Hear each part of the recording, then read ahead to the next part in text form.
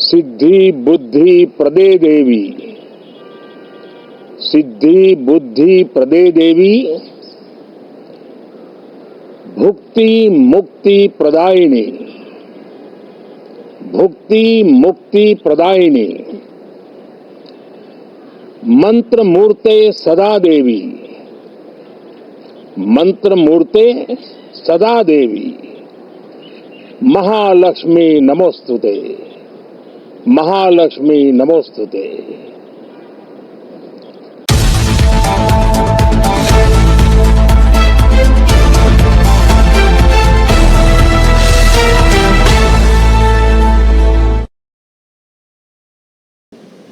आज बजट सत्र के प्रारंभ में मैं समृद्धि की देवी मां लक्ष्मी को प्रणाम करता हूं।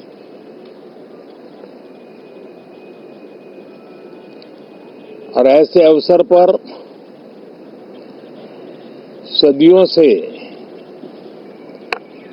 हमारे यहां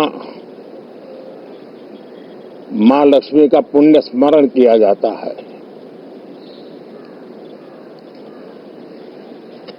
सिद्धि बुद्धि प्रदे देवी, सिद्धि बुद्धि प्रदे देवी, भुक्ति मुक्ति प्रदायिनी, भुक्ति मुक्ति प्रदायिनी,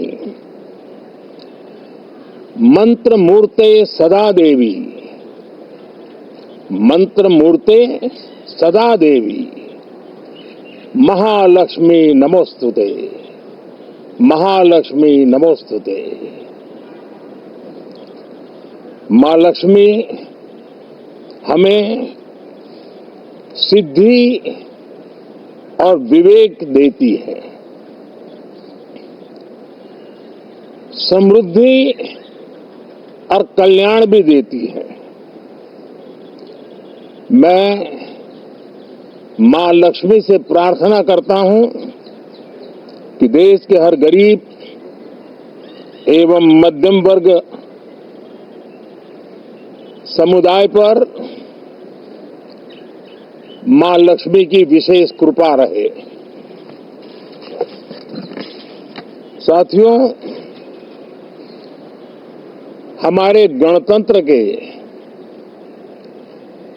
75 वर्ष पूरे हुए हैं।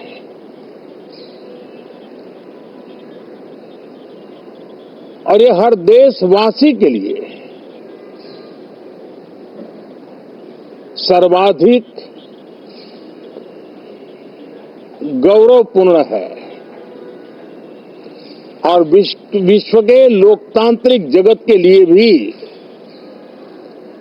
भारत का ये सामर्थ्य अपनी एक विशेष स्थान बनाता है। साथियों, ये देश की जनता ने मुझे तीसरी बार ये दायित्व दिया है और इस तीसरे कार्यकाल का ये पहला पूर्ण बजट है।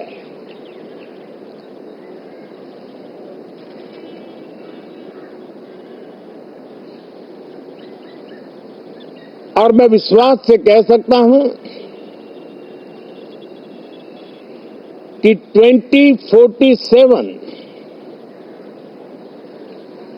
जब आजादी के 100 साल होंगे, विकसित भारत का जो संकल्प देश ने लिया है, ये बजट सत्र, ये बजट एक नया विश्वास पैदा करेगा, नई ऊर्जा देगा कि देश जब आजादी के 100 साल मनाएगा तब विकसित होके रहेगा। 140 करोड़ देशवासी अपने सामूहिक प्रयास से इस संकल्प को परिपूर्ण करेंगे। तीसरे टर्म में हम मिशन मोड में देश को सर्वांगीण विकास की दिशा में, चाहे वो भौगोलिक रूप से हो, सामाजिक रूप से हो या आर्थिक भिन्न भिन्न स्तर के संदर्भ में हो, हम सर्वांगीण विकास के संकल्प को लेकर के मिशन मोड में आगे बढ़ते जा रहे हैं। इनोवेशन, इंक्लूजन और इन्वेस्टमेंट, ये लगातार हमारे आर्थिक गतिविधि के रोड मैप का आधार रहा है। इस सत्र में हमेशा की तरह कई ऐतिहासिक बिल पर संशोधन को चर्चा होगी और व्यापक मंथन के साथ वो राष्ट्र की ताकत बढ़ाने का काम करने वाला कानून बनेंगे। विशेषकर नारी शक्ति के गौरव को पुनः प्रस्थापित करना, पंथ संप्रदाय के भेद से मुक्त होकर के हर नारी को सम्मानपूर्ण जीवन मिले, उसको भी समान अधिकार मिले, उस दिशा में इस सत्र में कई महत्वपूर्ण निर्णय लिए जाएंगे। Reform, perform and transform. जब विकास की तेज गति को प्राप्त करना होता है तो सबसे ज्यादा बल रिफॉर्म पर रहता है। राज्य और केंद्र सरकार ने मिलकर के परफॉर्म करना होता है और जन भागीदारी से हम ट्रांसफॉर्मेशन देख सकते हैं। हमारा युवा देश है, युवा शक्ति है और आज जो 20-25 साल की आयु के नौजवान है, जब वो 45-50 साल के होंगे तब वो विकसित भारत का सबसे बड़े बेनिफिशियरी होने वाले हैं। उम्र के उस पड़ाव पे होंगे, नीति निर्धारण की व्यवस्थाओं में उस जगह पे बैठे होंगे कि वे गर्व के साथ आजादी के बाद जो शताब्दी शुरू होगी, एक विकसित भारत के साथ आगे बढ़ेंगे। और इसलिए ये विकसित भारत के संकल्प की पूर्ति का प्रयास, ये अथाग मेहनत, आज जो हमारे टीनेजर्स हैं, हमारी युवा पीढ़ी है, उनके लिए ये एक बहुत बड़ा तोहफा बनने वाली है। जो लोग 1930 में, 42 में आजादी के जंग में जुट गए थे, पूरी देश की युवा पीढ़ी खप गई थी आजादी के जंग में, और उसके फल 25 साल के बाद जो पीढ़ी आई उसको नसीब हुए। उस जंग में जो नौजवान थे उनको नसीब हुए। आजादी के पूर्व के वो 25 साल आजादी के जश्न मनाने का अवसर बना। वैसे ये 25 वर्ष समृद्ध भारत, विकसित भारत, ये संकल्प से सिद्धि और सिद्धि से शिखर तक पहुंचने का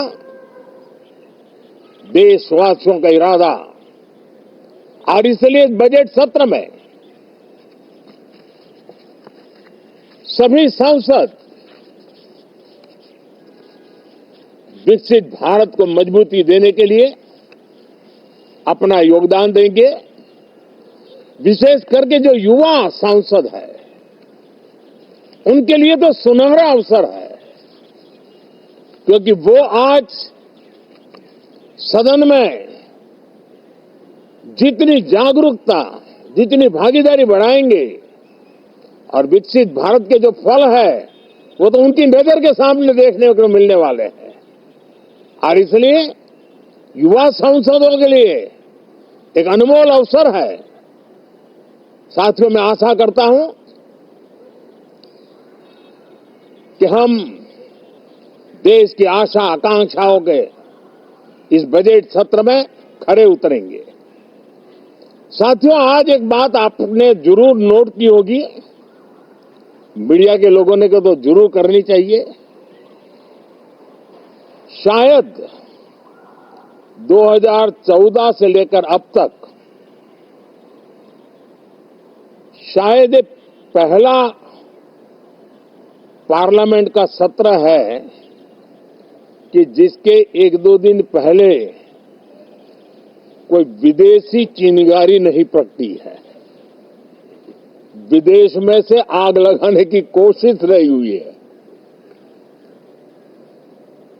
10 साल से, 14 से देख रहा हूं, हर सत्र के पहले शरारत करने के लिए लोग तैयार बैठते थे, और यहां उसको हवा देने वालों की कोई कमी नहीं है। ये पहला सत्र में पिछले 10 साल के बाद देख रहा हूं कि जिसमें किसी भी विदेशी कोने से कोई चिंगारी नहीं हुई। साथियों, बहुत बहुत धन्यवाद।